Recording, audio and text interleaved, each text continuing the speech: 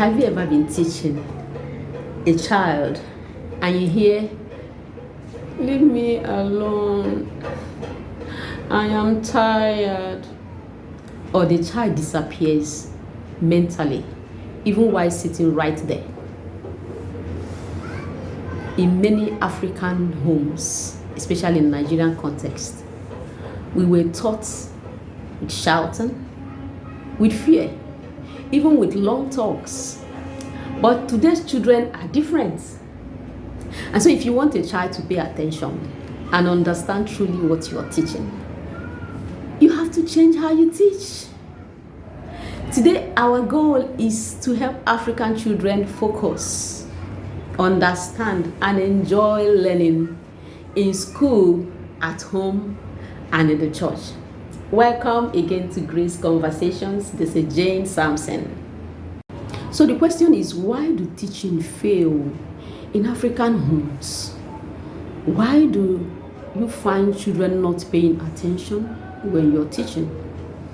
In many African settings, many African homes, teaching means talking while the child listens quietly. And of course, the child is expected to listen while you're teaching. But many times, silence is mistaken for understanding. Silence is mistaken. That a child is silent doesn't mean that the child is actually understanding. A quiet child cannot be equated automatically with an understanding child. Why is that so? Many times we make the mistake of shouting when we teach. So when you shout when you teach, you have already subdued the child and put the child in a position of fear. So automatically the child stays quiet. And so having subdued the child with shouting and fear, he stays quiet, but he's not listening. So many times the teaching is not interactive. The child is not being engaged. The child is quiet, keeping quiet and staying attention, but he's not engaged. This child is sitting right there, but he's not there. Many times there are long sermons. We teach with long sermons until the child gets bored. He has already zoomed out, but you're still preaching long sermons. Many occasions we expect adult concentration for children. You want a child to concentrate or pay the same level of attention as an adult. It doesn't work like that. So you see, you have finished teaching, but there are no results or little results, because yes, the child was sitting right in front of you, sitting quiet, but the child wasn't paying attention. The child wasn't engaged. The child did not absorb it, because at some point the child zoomed out. Are you able to know when a child that you're teaching has zoomed out? Are you able to know that the child is no more there, even though the child is staring right in your eyes? So today we are going to look at some rules. What are the rules that we are going to keep? What are the things we are supposed to do to hold this child's attention, to make the child pay attention and truly understand? Because it's not enough to say, "I have taught." The understanding part is the key. When a child understands, you will see it in the child's result and the child's performance. Okay, so rule number 1, relationship comes before instruction. Relationship comes before instruction. You see, in African culture, children listen to an adult they feel safe with.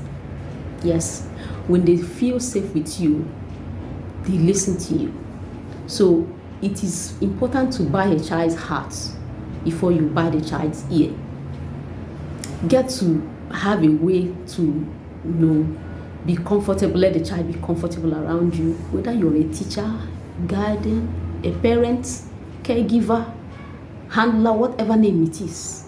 Let the child be free and comfortable around you before you will be able to penetrate the child. So you cultivate relationship. If it is just giving instructions, they will listen to you, but the instruction will not enter.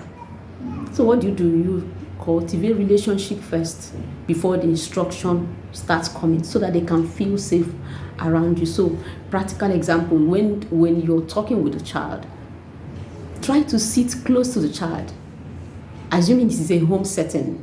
You come close to the child and sit where the child is sitting. How was school today? How is your friend? Mention the friends by name if you know them. You will just arouse, step up the child. You will start talking. How is David? How is Kingsley? How is... Call the children, the child's friend's name and say, how are they doing? How was school today? Did you play? What did you do in school? How? Let the child come out first before you begin to dish out instruction and begin to correct homework and look at what the child did and begin to shout at the ones he failed. Try to get the child to become warm. Let the child be friendly with you first and foremost. When you now begin to bring corrections, the child is already at home with you and she's able to absorb whatever you are saying at the moment. Rule number 2, start with questions, not commands. Start with questions, not command. Children shut down when learning starts with orders, questions. You start dishing out orders. Sit down. Now pay attention. Focus. You just shut down. But when you start with questions, who can help me do this thing? Who can help me solve it? They start jumping. They want to help you. They want to help you. They have many help to give you. Let's try this. Let's come. Let's try this. And you give them that environment where they can feel warm. They can feel accepted. Oh yes, you did it yesterday. You do it again today. A child wants to know that she is loved every single day. Every single day. Don't say, you already know I love you now. You already know I love you. So do I have to? Yes. Let her know it. Repetition works for children more than anything else. So you bring in question, who can help me? Who can you help? And once they begin to open up and want to do that thing, that is your entrance. Before you now begin to bring other things and all that. Rule number 3, use everyday African objects as teaching tools. Everyday Africa, the things that they are familiar with. You don't need to buy expensive toys. You want to look like, and you're buying expensive toys just for teaching. And you're teaching mathematics, you're looking for. No, there are bottle covers. As a matter of fact, beans, you can give them beans to count. When you count this number, count it. And they are counting it. And it is faster to learn mathematics, giving them things to count, than writing it at the whiteboard, in stating all the formulas and all that. Use things that they are familiar with, things that you use it to start, especially at home. Don't start looking for toys to fill your home because you want to teach mathematics. You have bottle covers, you have stones, you have objects they see every day. Use them to begin to start with the child, and it is easier for them to relate and sink in better. Rule number 4, use short lessons but frequent breaks. Short lessons but frequent breaks. You see, children are not adults. Children are not adults. Stop teaching them like adults. So you see, preschool children need 5 minutes. Primary school 10 minutes. Upper primary 15 minutes. Teach them. You teach small, you pause. You teach, you pause. You teach, you pause. In that, it is that pausing you introduce the other elements that will make them to assimilate what you have done. If you go on a stretch teach, you get them bored and they zoom out. At some point, they are no more getting what you're saying. You're hitting at a target. I must finish this particular subject, and you're hitting it. They are not getting it. Teach and pause. Find relatable examples, things that they can identify with. As a matter of fact, those times you pause, inject stories that can make them laugh. Bring in things that can make them laugh and something relating to what you're teaching. It is easier to grab that teaching than stretching out, running on a course. They are not adults. They are still children. Rule number 5, allow movement. You see, African children are naturally expressive. Movement is not disrespect, it is learning. Allow movement when you teach. It does not mean that as you're teaching, children will be moving up and down. Of course, that will make the place rowdy, no. But when a child stands to answer questions, it is movements. body movement, that's what we are talking about. Let a child stand to answer a question. Let them act out the stories that you're teaching, the thing you're teaching. Let them act it out. Let there be a bodily expression, and let them be clapping when there is a need to clap. Let them clap. All these body expression, they aid the teaching and they help in assimilation. So give room for body movements, expressions as you're teaching. Okay, rule number 6: teach through stories and local experiences. Stories and local experiences. Africans have always learned through stories. Africans are full of stories. They learn through stories. That's why we have folk tales, moonlight stories and all those things. Don't say we are going back to no, we are not going back to anything. It is what makes it. So when you're teaching, especially at home, find life examples, market experiences, school or church situations, things that are relatable. We are talking about things. You are teaching a child right here, and you're giving examples that happened in California. He does not know the place. He has not been there. It is not like you're giving him a pictorial form of that story to see what you're saying. You are just quoting, and he's trying to imagine where you are saying where it happened, and the child has gone in imagination. Why don't you tell the stories of what just happened in the church, or what happened in the market, or what happened in the square, and what the child can relate, what the child is familiar with, and learning grows. As the child is growing, you keep expanding it. So bring familiar stories, teach through local stories and experiences. That it makes the child so learn faster. You want to teach a child honesty. Use a story about money that was found on the road, or a mistake in the market, how money that was found, a child brought it, and all that. So you are trying to drive honesty, not just quoting it as a rule or a principle. Rule number 7: correct without humiliating. Correct without humiliating. You see, public shame kills curiosity. Public shame kills curiosity. When you shame a child publicly, you kill that thing that wanted to find expression. It goes back. The child can no more. It just go inside. You see, when you shaming a child can be in form of comparing the child with siblings. You are a mother, you are always comparing one child with the other one. The children, they all have different destinies. Yes, same mother, same God, but different destinies. Everybody run at their own pace. Don't compare your children. Don't compare them with the other siblings. It kills their morale. It kills their morale. And then calling a child dull or stubborn, giving a child names, calling a child names. No. These are labels.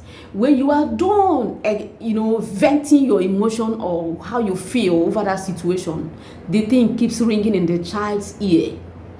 And you are a person, a kind of model that this child looks up. So when the child now begins to think, if he calls me this is probably how I am, and the child begins to buy it and grow with that mindset. So you don't call a child name. You don't compare children with their siblings. It is wrong. It undermines their efforts. Give them shame. They will be ashamed and will not be able to express themselves further. If you have been comparing your child with other children, that is even why they are retrogressing. But when you praise a child, praising a child is like where you're watering a plant. You will see the child fly, blossom, do better each day. So when a child did not perform well, instead of calling names or comparing, tell the child, let's try this again. I know you can do better. I know you. That negative name you have call the child positive, call the child Mr. President. I know you now.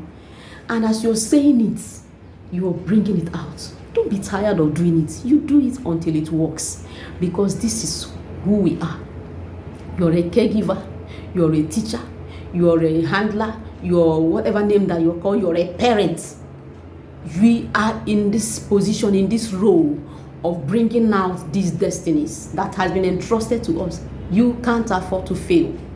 So look at these rules. Which one applies to you? Which one do you need to change? Which one do you need to emphasize, correct, or do more, so that we can help our children, especially in this their growing years. They need a lot of this to make things better, to shape them. We have a lot of issues in marriages. Remember, there is no adult that fell from heaven. Adults started as children. So those wrong formation when they were children, they followed them into the marriages. And then you see marriages having issues. It started when it was wrongly formed. So let's join hands together and give these children the best. By the time you know it, they begin to turn out and everything begins to align. So if this has helped you, we are going to stop here today.